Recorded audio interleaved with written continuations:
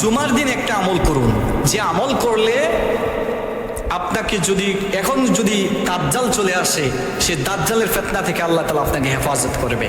শুধু তাই নয়, আপনাকে যত ধরনের বিপদ আছে, যত ধরনের আপদ আছে, সকল কিছু থেকে হেফাজত করবে।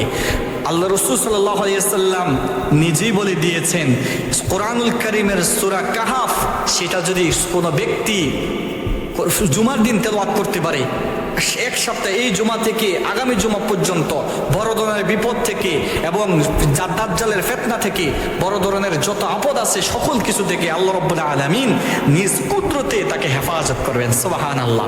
শুধু তাই নয়, রাসূল আকরাম সাল্লাল্লাহু আলাইহি ওয়াসাল্লাম নিজেই বলে দিয়েছেন, কোন ব্যক্তি যদি সূরাতুল কাহাফের প্রথম 10 আয়াত অথবা অন্য বর্ণনা রয়েছে সূরা কাহাফের শেষের 10 আয়াত যদি মুখস্থ থাকে, আল্লাহ রাব্বুল আলামিন অবশ্যই তাকে বড় ধরনের বিপদ থেকে হেফাজত করবেন।